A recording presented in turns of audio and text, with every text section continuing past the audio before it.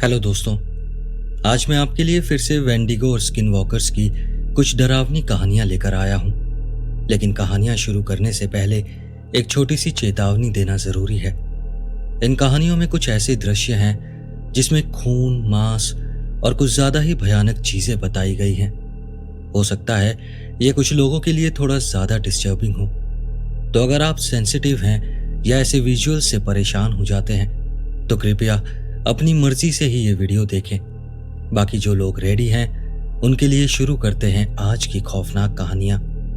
लेकिन कहानी सुनने से पहले वीडियो को लाइक और चैनल को सब्सक्राइब करना ना भूलें। बस आप लोगों का इतना ही सपोर्ट चाहिए। और अगर आप और भी ज्यादा सपोर्ट करना चाहते हैं तो आप इस चैनल की मेंबरशिप भी ले सकते हैं। तो चलिए शुरू करते हैं आज की पहली कहानी।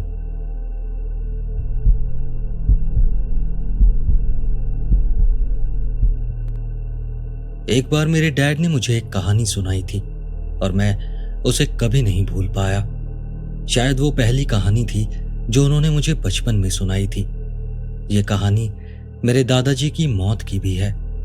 लेकिन सच कहूं, ये कहानी मुझे दादाजी की मौत की वजह से नहीं बल्कि किसी और कारण से याद है।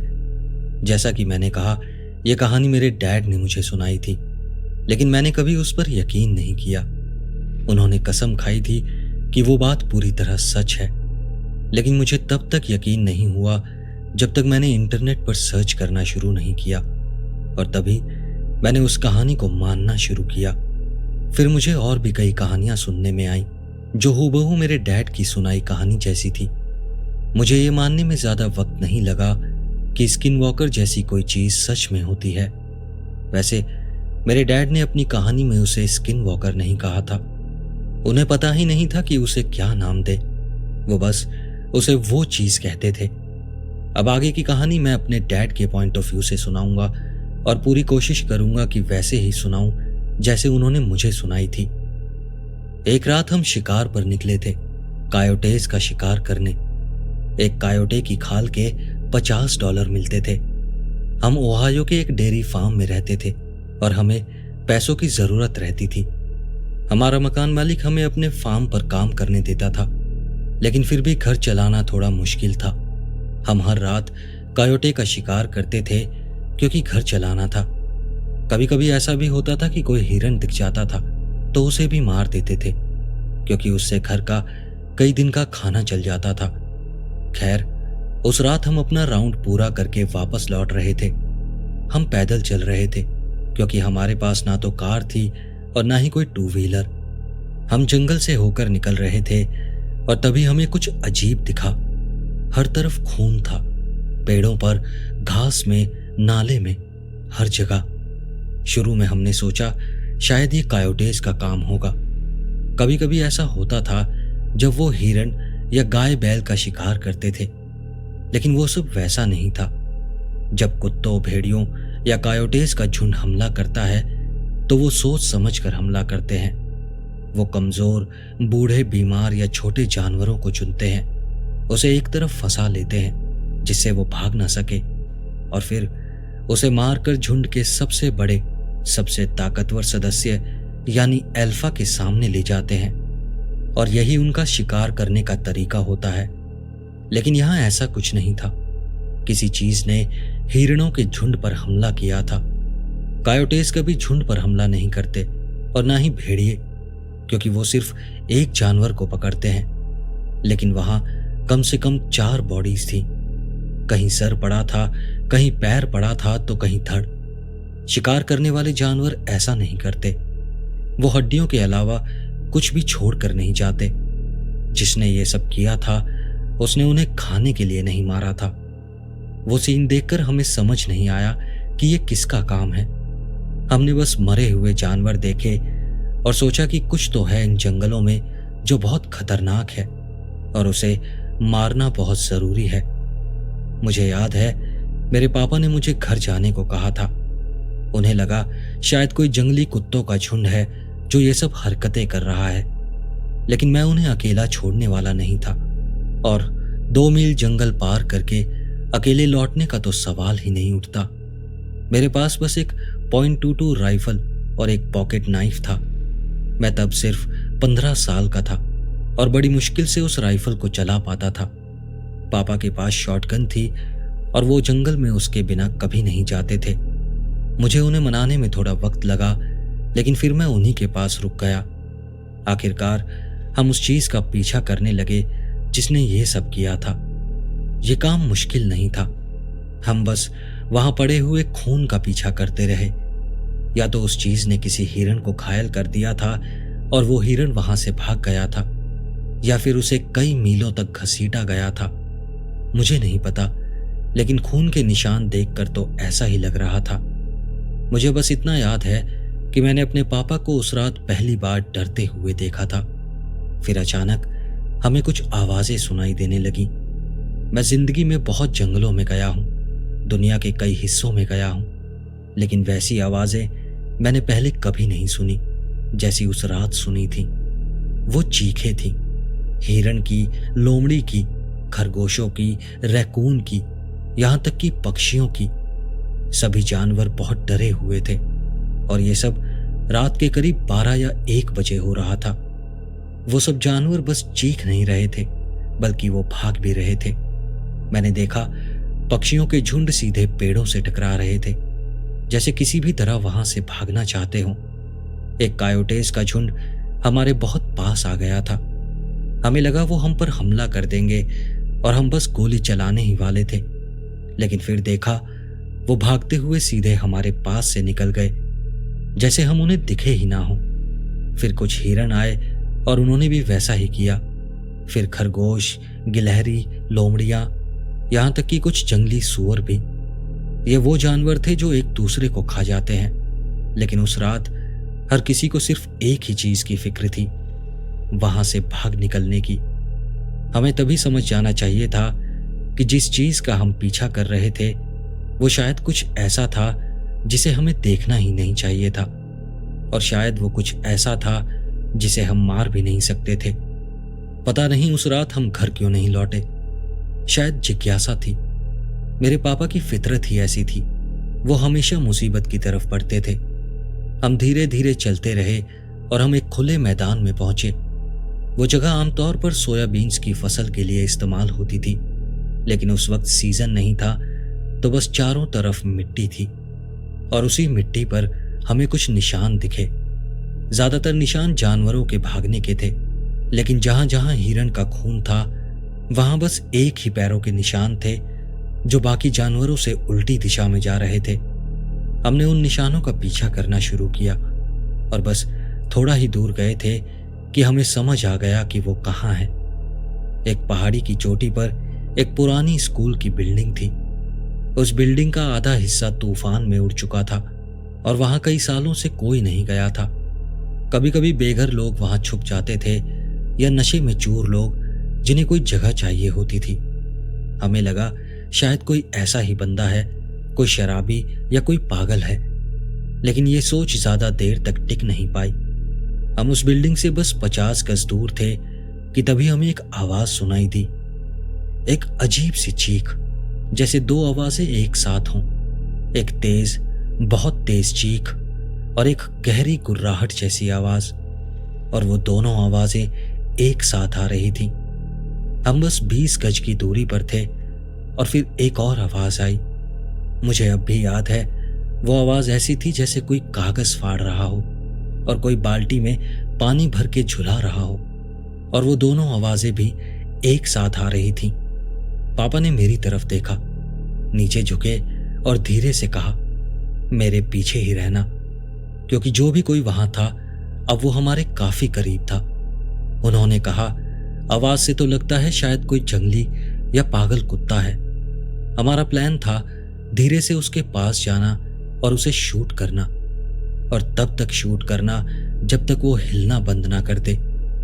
अगर वो पापा तक पहुंच गया तो मुझे उसे शूट करना था या फिर चाकू से हमला करना था।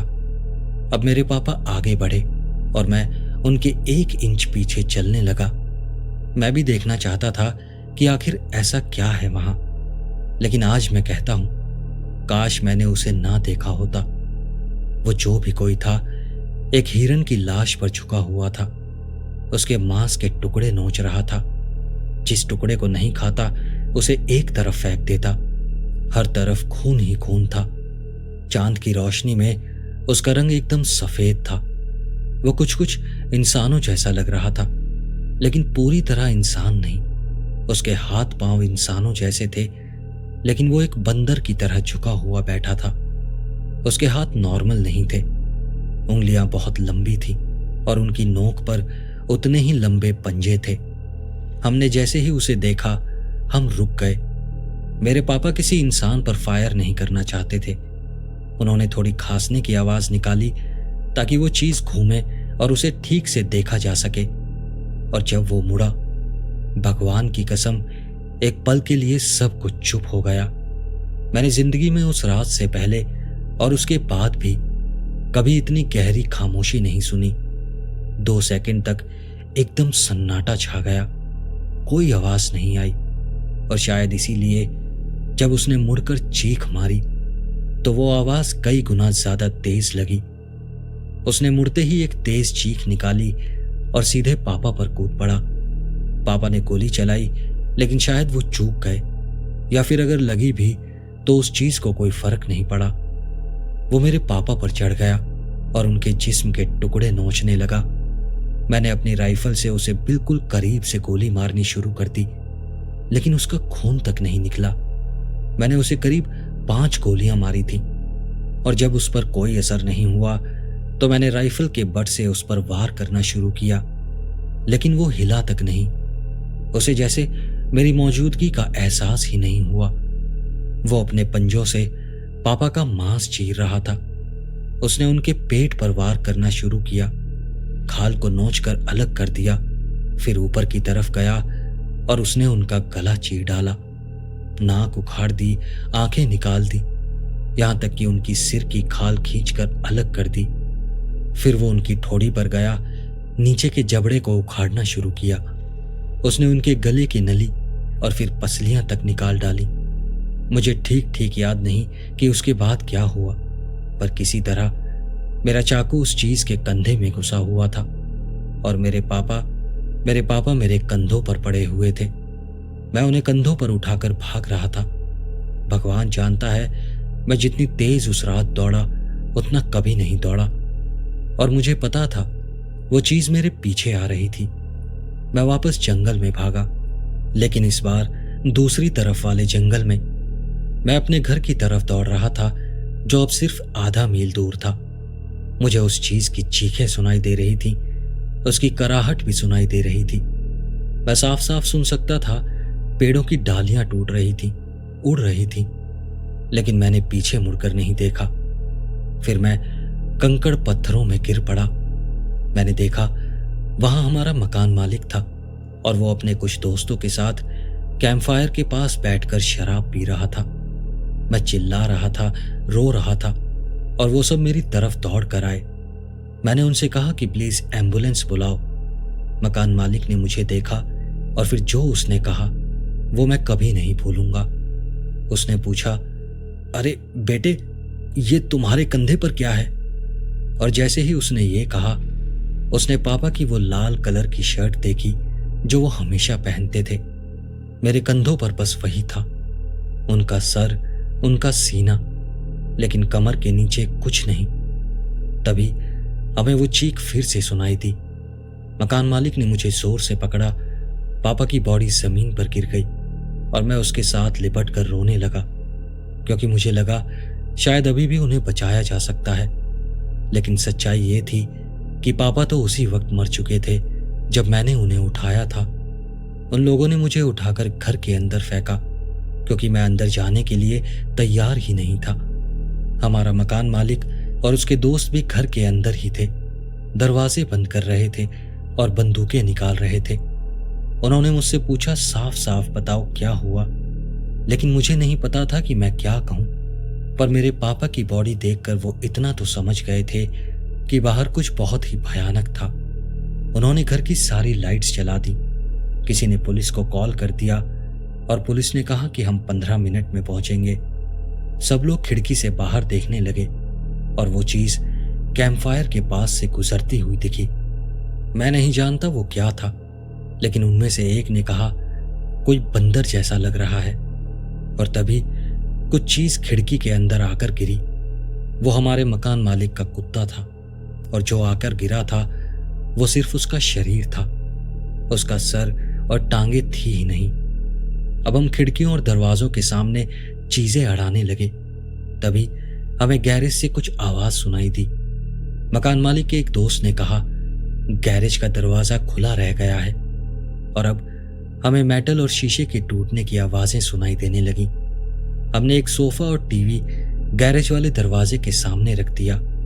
वो चीज वहां कुछ देर तक धमाचौकड़ी मचाती रही और फिर अचानक चुप हो गई, लेकिन वैसी खामोशी नहीं थी जैसे पहले थी। अब भी हमें उसकी हलचल सुनाई दे रही थी। इधर सब लोग आपस में बात कर रहे थे, बंदूकें लोड कर रहे थे। फिर किसी ने मुझे एक पिस्टल थमा दी, और जैसे ही मैंने उसका हैमर पीछे खींचा, हमें ऊपर से कांच टूटने की आवाज आई। फिर हमें उसकी चीख सुनाई दी, लेकिन इस बार और भी तेज। और इस बार उसकी आवाज गूंज कर फीकी नहीं पड़ी, क्योंकि अब वो हमारे घर के अंदर था। हम सब दौड़कर उस दरवाजे की ओर भागे जो ऊपर की मंजिल की तरफ जाता था। हम ठीक उसी वक्त वहां पहुंचे जब वो चीज वहां पहुंची। उसने दरवाजा थोड़ा सा खोला और 4-5 आदमी मिलकर दरवाजे पर झपट पड़े, लेकिन तब तक उसने अपने हाथ अंदर डाल दिए थे। लेकिन किसी ने बंदूक सीधे उसकी कलाई पर रख दी और ट्रिगर दबा दिया। उसका हाथ वहीं से अलग हो गया, लेकिन इससे वो और ज्यादा गुस्से में आ गया। अब वो दरवाजे को धक्का देने लगा, पंजों से खरोचने लगा। हम उस पार से जितनी ताकत से हो सके दरवाजा रोके हुए थे, और वो उस पार से उतनी ही ताकत से उसे तोड़ने की कोशिश कर रहा था। वो दरवाजा ज्यादा देर तक टिकने वाला नहीं था। तभी किसी ने चिल्लाकर कहा, सब लोग अपना सर नीचे कर लो। अचानक दरवाजे का ऊपरी हिस्सा उड़ गया। मेरे कान बजने लगे। हर तरफ लकड़ी के टुकड़े बिखरे हुए थे। 2-3 लोगों ने दरवाजे के ऊपर के हिस्से पर एक साथ गोलियां चलाई थी। मुझे नहीं पता वो चीज कहां गई, लेकिन उसके बाद चारों तरफ शांति फैल गई। और फिर कुछ देर बाद पुलिस आ गई। मैं अब भी उस बचे हुए दरवाजे से चिपका हुआ था। जब उन्होंने मुझे वहां से उठाया तब तक सूरज निकल चुका था। कुछ समय के लिए उन्होंने मुझे अस्पताल में भर्ती किया। कई लोगों ने मुझसे बात करने की कोशिश की, लेकिन मैं चुप ही रहा। जब मैं वापस घर लौटा तो मकान मालिक ने मुझे फार्म पर काम दे दिया। हम आपस में ज्यादा बात नहीं करते थे, खासकर उस चीज के बारे में तो बिल्कुल भी नहीं। जब मैं 19 साल का हुआ तो मैंने आर्मी ज्वाइन कर ली। जब मैं घर से निकल रहा था तो उन्होंने आखिरी बार मुझसे बात की। मैंने सबसे पहले उनसे पूछा कि पुलिस ने उन्हें क्या बताया। उन्होंने जो कहानी बताई वो ये थी कि ये काम किसी जंगली जानवर का था, किसी भेड़िए या किसी भालू का। मैंने उनसे पूछा, फिर वो हाथ क्या था? पुलिस वालों ने कहा वो भालू का पंजा था जो इंसान जैसा दिखता था। मैं उस मकान मालिक से फिर कभी नहीं मिला। जब मैं ट्रेनिंग में था तो पता चला कि वो अचानक गायब हो गया है। पुलिस ने कहा उसे कुछ लोगों का पैसा देना था तो वो भाग गया, लेकिन मुझे नहीं लगता कि बात इतनी आसान थी। मैं फिर कभी उस जंगल में नहीं गया। चाहे मेरे पीछे पूरा यूएस आर्मी भी खड़ा हो, मैं फिर भी नहीं जाऊंगा। ये थी मेरे डैड की कहानी। मैं आज भी नहीं जानता कि इस कहानी को क्या मानूं, लेकिन जैसे जैसे मैं बड़ा हुआ और जब मेरी माँ की मौत हुई, मुझे लगता है डैड को लगा कि अब खोने के लिए कुछ नहीं बचा, और शायद इसीलिए वो पुराने हिसाब किताब निपटाने निकल पड़े। वो फिर से उसी जंगल में गए और कभी लौट कर वापस नहीं आए। FBI को बुलाया गया और उन्होंने सबके सामने दिखावा किया जैसे वो उन्हें ढूंढ रहे हैं, लेकिन मुझे पता था उन जंगलों में उन्होंने पापा को ढूंढने की कोशिश भी नहीं करी। मुझे कभी कभी लगता है शायद सरकार भी जानती है कि उन जंगलों में कौन रहता है।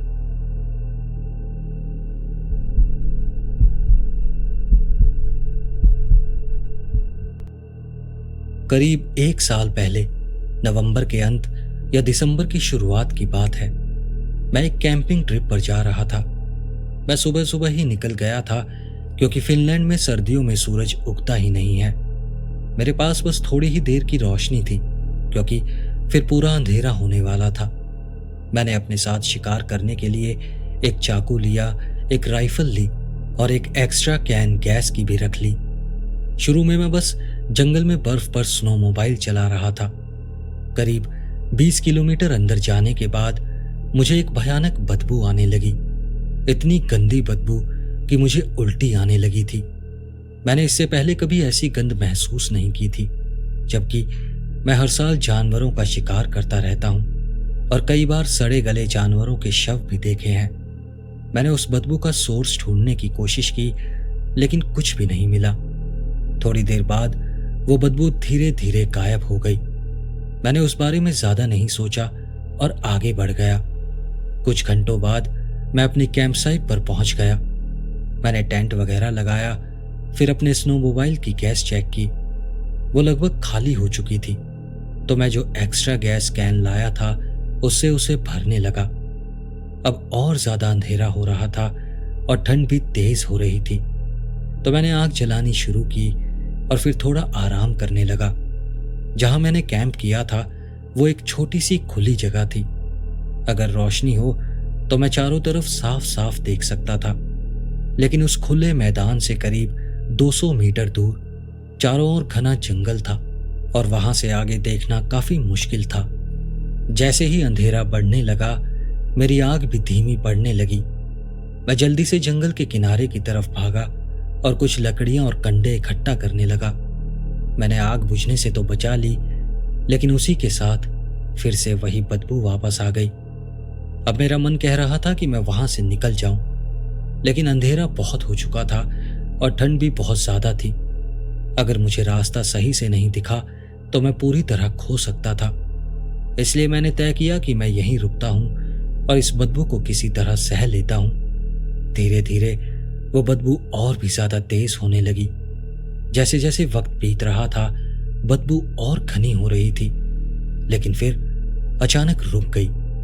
मैंने फटाफट अपना हेडलैम्प बैग से निकाला और पहन लिया। जैसे ही मैंने आसपास की वुडलाइन स्कैन की, मेरा दिल बैठने लगा, क्योंकि मुझे अपने कजन की आवाज सुनाई दी, लेकिन वो तो वहां से 100 किलोमीटर दूर होना चाहिए था। मैं चारों ओर देखने लगा और तभी मुझे जंगल के किनारे लाल चमकती आंखें दिखी। बस तभी मैंने तय किया कि मुझे वहां रुकना ही नहीं है। मैंने अपना सामान समेटना शुरू कर दिया, लेकिन जब मैं स्नोमोबाइल स्टार्ट करने ही वाला था, उसी वक्त मुझे बर्फ पर तेज घबराए हुए कदमों की आवाज सुनाई दी और फिर किसी ने मुझे स्नोमोबाइल से खींचकर नीचे गिरा दिया। वो चीज मुझे जबरदस्ती जंगल की ओर घसीटने लगी। वो बहुत तेज थी और उसमें बहुत ताकत थी। मैं चाहकर भी अपने आप को छुटा नहीं पा रहा था। मेरी बेल्ट में चाकू था। मैंने उसे निकाला और उस चीज के हाथ पर वार करने लगा। मैंने कई बार मारा और आखिरकार जब वो सही से लगा तो उसने मुझे छोड़ दिया। उसी पल एक भयानक चीख भी सुनाई दी, जैसे किसी औरत और एक एल्क की आवाज को मिलाकर कोई चीख रहा हो। मेरे सर पर हेडलैम्प अब भी चालू था, तो मैंने जल्दी से उस चीज की तरफ देखा और जो मैंने देखा उसने मुझे अंदर तक हिला दिया। वो आधा सड़ा गला भेड़िए जैसा कोई जीव था जो अब मुझसे दूर भाग रहा था। मैं पूरी तरह हैरान रह गया। वो मुझे कुछ ही सेकंड्स के लिए घसीट पाया था, लेकिन इतने में ही वो मुझे जंगल में बहुत दूर तक ले गया था। मैं किसी तरह दौड़ता हुआ स्नोमोबाइल के पास पहुंचा। जैसे ही मैं वहां पहुंचा, मैंने कॉर्ड खींचना शुरू किया। बस यही दुआ कर रहा था कि वो स्टार्ट हो जाए। और जैसे ही स्नोमोबाइल स्टार्ट हुआ, मैं पूरी स्पीड से वहां से निकल गया। मैं इतना तेज चल रहा था कि मेरा आधा सामान उड़कर गिर गया, लेकिन मेरी राइफल अब भी मेरे पास थी। मैं एक बहुत ही पतले ट्रेल पर करीब 80 किलोमीटर प्रति घंटे की स्पीड से जा रहा था और तभी मुझे फिर से चीखने की आवाजें सुनाई देने लगी, लेकिन इस बार कई सारी चीखें थीं। ऐसा लग रहा था जैसे बहुत सारी चीजें मेरे पीछे पड़ गई हों, और सबसे डरावनी बात, वो मेरी स्पीड के साथ साथ भाग रही थी। मैं किसी तरह एक लंबे सीधे रास्ते पर पहुंचा। मैंने अपनी स्नो मोबाइल रोकी और राइफल हाथ में ले ली। पीछे मुड़ा और एक चीखती हुई चीज पर मैंने फायर किया। उम्मीद थी शायद एक को तो मार दूं। एक पल ऐसा आया जब सारी चीखें अचानक बंद हो गईं, लेकिन मैं रुकने वाला नहीं था। मैं वहां से भागा और बस घर की तरफ चलता रहा। करीब 1 घंटे तक लगातार भागने के बाद मैं आखिरकार घर पहुंच गया। जैसे ही पहुंचा, अंदर भागा, सारे दरवाजे खिड़कियां लॉक कर दी और फिर उसके बाद मुझे कुछ भी याद नहीं। शायद मैं वहीं बेहोश हो गया था, क्योंकि मैं अगली सुबह 10:26 पर उठा और जैसे ही उठा, जमीन से मैंने अपनी राइफल उठाई और बाहर निकलकर चेक करने गया। सब कुछ शांत था। मैंने अपनी स्नो मोबाइल चेक की और उसके पीछे के हुक पर काले चमकदार बालों का एक गुच्छा फंसा हुआ मिला। साथ ही उसके पीछे बहुत बड़े बड़े पंजों के निशान थे। मैं घर में अंदर आने लगा और देखा कि मेरे फ्रंट डोर पर भी वैसे ही निशान बने हुए थे। मतलब वो चीजें मेरे पीछे पीछे घर तक आ चुकी थी। उन्हें अब मेरा घर पता है, लेकिन शुक्र है उस दिन के बाद से मैंने ना उन्हें देखा और ना ही सुना और ना फिर से वो बदबू महसूस की। मैंने आज तक ये कहानी किसी को नहीं सुनाई, क्योंकि स्किनवॉकर या वेंडिगो जैसी चीजें फिनलैंड में होती ही नहीं है। कम से कम यहां तो ऐसा ही माना जाता है। आज भी जब कभी अपने कजन की आवाज सुनता हूं तो दिमाग सीधा उस ट्रिप पर चला जाता है। अब मैं ज्यादा शिकार पर नहीं जाता और मैं जंगल की तरफ भी नहीं जाता, क्योंकि वो ट्रिप सच में मेरे मन में बहुत गहरा डर छोड़ गई है।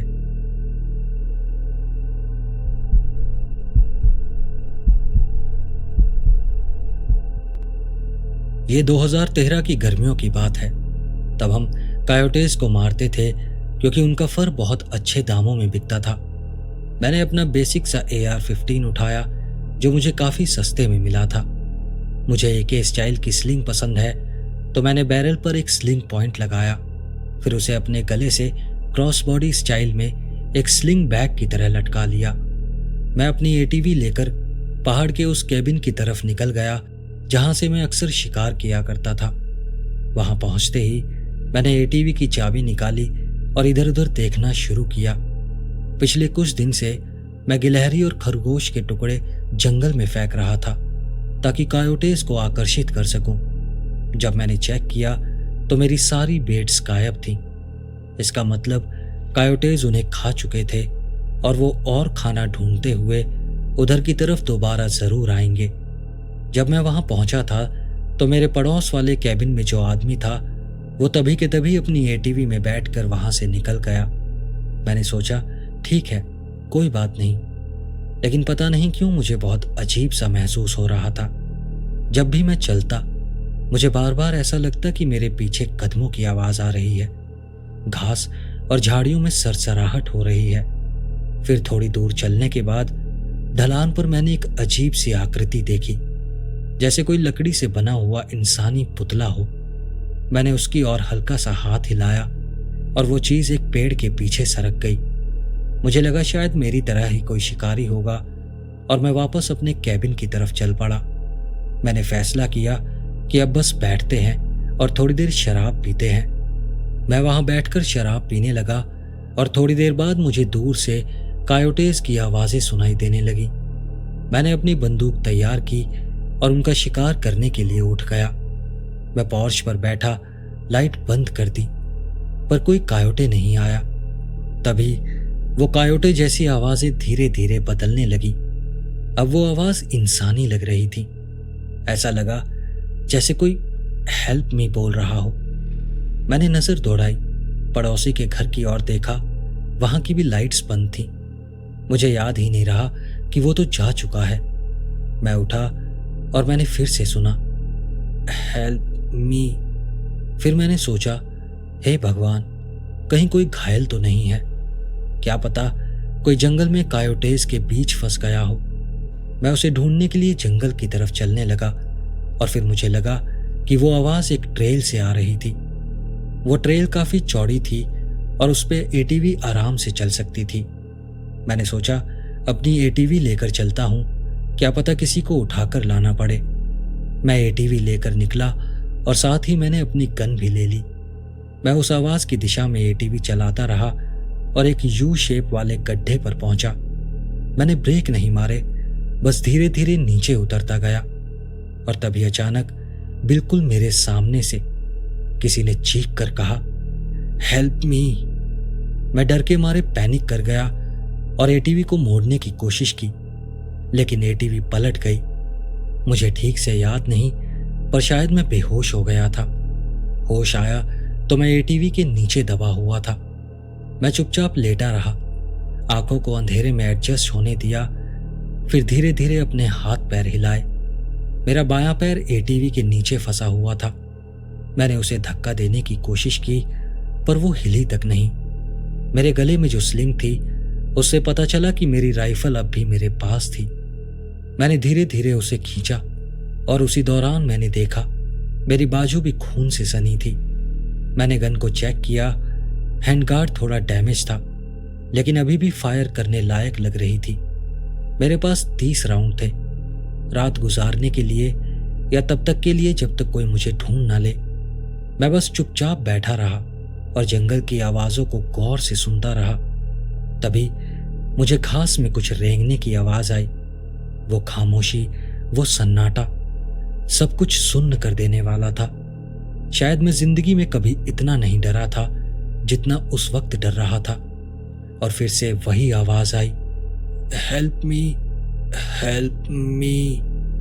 मुझे समझ नहीं आ रहा था कि जवाब दूं या चुप रहूं। वो सरसराहट अब और करीब आ रही थी और फिर एटीवी के ऊपर से मुझे कुछ दिखाई दिया। एटीवी के पास कोई खड़ा था। वो कम से कम 9 फीट लंबा था, मूर्ति की तरह जमा हुआ खड़ा था। मैंने अपनी उंगलियां हिलाई, बंदूक की ओर हाथ बढ़ाया, उसे अपने कंधे पर टिकाया और उसी तरफ निशाना साधे बैठा रहा। मैं उस चीज को देखना नहीं चाहता था क्योंकि मैं बहुत ज्यादा डर गया था। और फिर वही आवाज फिर से आई, हेल्प मी। लेकिन अब वो चीज एटीवी के ऊपर चढ़ रही थी। मैंने नजर फेर ली, लेकिन तभी किसी चीज ने मेरे चेहरे को पकड़ लिया। मेरा दिमाग ब्लैंक हो गया। मैं ट्रिगर ढूंढ रहा था, लेकिन वो मिल ही नहीं रहा था। धीरे धीरे उस चीज ने मेरा सर मोड़ा और अब मैं उसके बिल्कुल सामने था। वो बिल्कुल वैसा दिख रहा था जैसा ज्यादातर लोग बताते हैं। चेहरा जैसे किसी ने खुद ही काट काट कर बिगाड़ लिया हो, गाल अंदर धंसे हुए, आंखें एकदम गहराई में। और उस दिन से लेकर आज तक मैंने कभी भी वैसी बदबू महसूस नहीं की जैसी उस चीज की सांसों से आ रही थी। मैंने महसूस किया मेरी बंदूक की नली अभी भी उस पर टिकी हुई है। दिमाग जैसे अचानक रिबूट हुआ। मैंने पूरी ताकत से चीख मारी और वो भी चीख पड़ा। मैं जितनी तेजी से हो सका गोली चलाता गया। बंदूक लगातार चल रही थी, मेरे कानों में सीटी बजने लगी थी। तभी उस चीज ने मेरे बाल पकड़ लिए और मेरा सर जमीन पर पटकना शुरू कर दिया। फिर उसने मेरी बंदूक छीन ली और उसी से मुझे पीटना शुरू कर दिया। वो अब भी बहुत जोर से चिल्ला रहा था और उतनी ही जोर से मुझे मेरी ही बंदूक से मार रहा था। तभी पेड़ों के बीच से लाइट्स झलकने लगी। मैं लगभग बेहोश होने ही वाला था कि मैंने एक आवाज सुनी जो उस चीख से भी तेज थी। मुझे सच में ऐसा लगा जैसे उस चीज का सर फट गया हो। मेरी बंदूक नीचे गिर गई और मैंने एक बच्चे की तरह चिल्लाना शुरू कर दिया। बंदूक मेरे सर से लगभग 10 फीट दूर गिरी थी और लाइट अब और करीब आती जा रही थी। मुझे नहीं पता मैं मर रहा था या बचाया जा रहा था। तभी किसी ने मेरा नाम चिल्लाना शुरू किया। मेरे हाथ को कोई खींच रहा था। मैंने मुड़कर देखा तो वो वही था जो मेरे पड़ोस के कैबिन में रहता था। उसके हाथ में एक बड़ी सी रिवॉल्वर थी और उसी पल मेरी आंखें बंद हो गईं और मैं बेहोश हो गया। जब होश आया तो मैं अस्पताल में था। सर में जगह जगह टांके लगे हुए थे। काफी दिनों बाद जब मैं ठीक होकर बाहर आया तो मैंने अपने उस पड़ोसी से पूछा कि उस रात उसने क्या देखा था। उसने बस इतना कहा, कुछ नहीं, बस एक भालू था।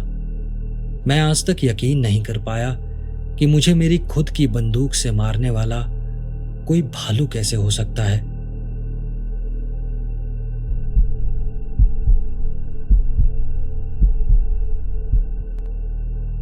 ये सब कुछ करीब 1 साल पहले हुआ था। मेरे पापा हमें यानी मेरे भाई बहनों और मुझे हमारे जंगल वाले कैबिन में लेकर गए थे। वहां हमने बोटिंग की, बैडमिंटन खेला और बहुत अच्छा टाइम बिताया। कुछ दिन बाद जब हमारी ट्रिप खत्म होने वाली थी, तभी मुझे अजीब सा डर लगने लगा। एक बेचैनी, जैसे कोई चीज है जो ठीक नहीं है। ऐसा लग रहा था कि कुछ बुरा होने वाला है। शायद ये सब उस बातचीत की वजह से हुआ जो हमने वहां स्किन वॉकर के बारे में की थी। और बाद में मुझे याद आया, ऐसा माना जाता है कि स्किन वॉकर का नाम लेना, उसके बारे में बात करना, उन्हें तुम्हारे पास खींच लाता है। मैंने अपनी दादी से ये बात शेयर की और उन्हें बताया कि मैं बहुत डरी हुई हूँ। उन्होंने हंसते हुए कहा कि मैं बस बेवजह डर रही हूँ। मैंने फिर भी जिद की, कहा कि शायद जंगल में हमारे अलावा और भी कुछ है। लेकिन उन्होंने लंबी सांस ली और कहा, अगर तुम्हें इतना डर लग रहा है तो तुम उसका नाम बिल्कुल भी मत लेना। अब शाम के करीब 6 बजे थे। मैं उस कमरे में बैठी थी जिसमें हम ठहरे हुए थे। बाकी सब लोग बोर्ड गेम्स खेल रहे थे, लेकिन मेरा मन नहीं था। मैं बस खिड़की से बाहर देख रही थी और तभी मैंने खिड़की से बाहर किसी को देखा। वो दिखने में बिल्कुल मेरी दादी जैसी लग रही थी, लेकिन कुछ गड़बड़ थी। उसके हाथ घुटनों तक जा रहे थे, कुछ ज्यादा ही लंबे थे और वो असली दादी से कहीं लंबी लग रही थी, जबकि मेरी दादी तो काफी छोटी थी। वो जो अजीब सी दादी थी, वो यूं ही जंगल में बिना मतलब के इधर उधर घूम रही थी।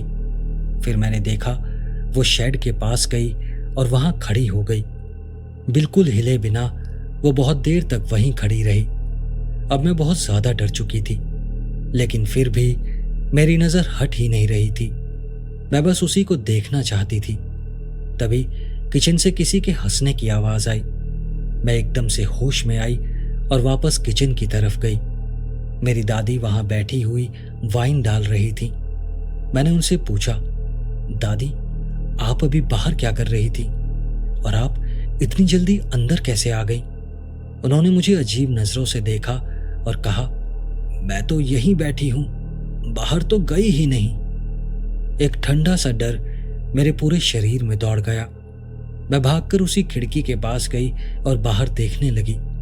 मेरी छोटी बहन भी मेरे पीछे पीछे आ गई। शायद वो भी क्यूरियस हो गई थी। हम दोनों ने देखा कि कोई आकृति जंगल की तरफ भाग रही थी। हमने एक दूसरे को देखा और तय किया कि इस बारे में किसी से कुछ नहीं कहेंगे, क्योंकि कोई भी हमारी बात पर यकीन नहीं करेगा।